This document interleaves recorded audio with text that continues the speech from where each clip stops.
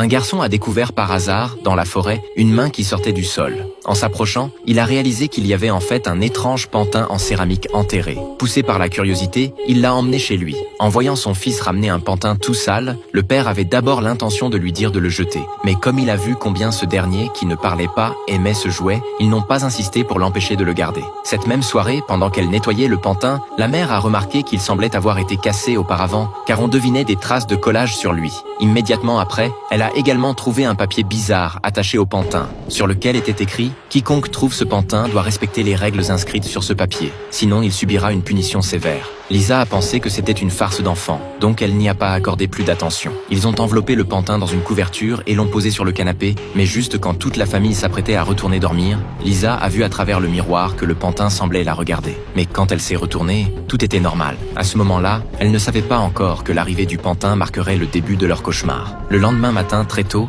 Lisa est allée appeler son fils pour le petit déjeuner. Mais elle a constaté que le pantin avait une nouvelle tenue. Elle a d'abord pensé que c'était son fils qui l'avait changé, mais ce dernier a hoché la tête pour nier. Ce qui est encore plus effrayant, c'est qu'après le départ de Lisa, la tête du pantin a soudainement tourné dans une autre direction. L'après-midi même, le garçon, en tenant le pantin dans les bras, est retourné dans la forêt. Un son semblait la guider sans cesse dans sa tête. Puis il a déterré un petit cercueil du sol, à l'intérieur duquel se trouvaient des vêtements d'enfant, qui semblaient être faits pour le pantin. À ce moment-là, Lisa, qui était inquiète pour son fils, est également arrivée. Mais avant qu'elle n'ait le temps de demander ce qu'il se passait, un grand chien est soudain apparu derrière eux, ce qui les a fait sursauter violemment. Bientôt, le propriétaire du chien est venu l'arrêter. Il s'est avéré qu'il était le gardien de la forêt et qu'il pensait qu'il y avait des étrangers qui s'étaient introduits sans autorisation. Lisa a pensé qu'il pouvait être le propriétaire du pantin, donc elle a proposé de le lui rendre, mais l'homme a dit qu'il pouvait le garder puisque l'enfant l'aimait. Cependant, quand il a regardé le pantin dans les bras du garçon, son expression est soudain devenue sérieuse. Le soir, Lisa a parlé à son mari des événements de la journée. Elle trouvait le pantin et cet homme tous les deux étranges. Comment pouvait-on mettre un pantin dans un cercueil? C'était incroyable.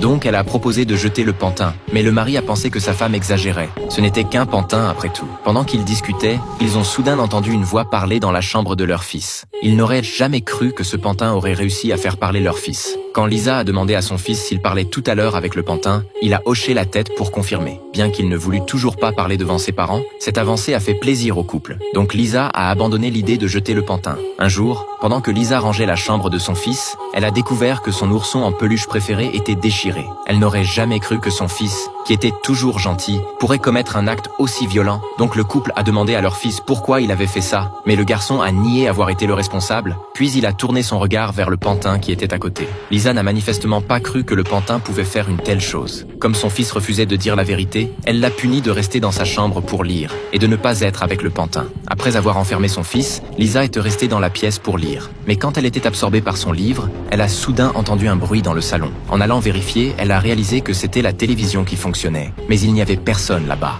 Donc après avoir éteint la télévision, Lisa est courue dans la chambre de son fils pour le réprimander. Mais il a dit qu'il n'avait jamais quitté sa chambre. Lisa était encore méfiante. Mais comme son fils refusait de reconnaître, elle n'a pas pu faire autrement. Donc elle s'est retournée à sa place pour continuer à lire. Mais quand elle a tourné la tête vers le pantin, celui qui était tout à l'heure dans le salon avait soudainement disparu. Elle est allée furieusement dans la chambre de son fils, mais la porte était verrouillée de l'intérieur. Elle a crié avec colère pour lui dire d'ouvrir. Mais quand elle s'est retournée, son fils était derrière elle, ce qui l'a fait sursauter. Alors qui a verrouillé la porte de la chambre de son fils? Elle a essayé d'ouvrir à nouveau et la porte s'est ouverte. Le pantin était assis bien droit sur une chaise et il les regardait avec une expression étrange.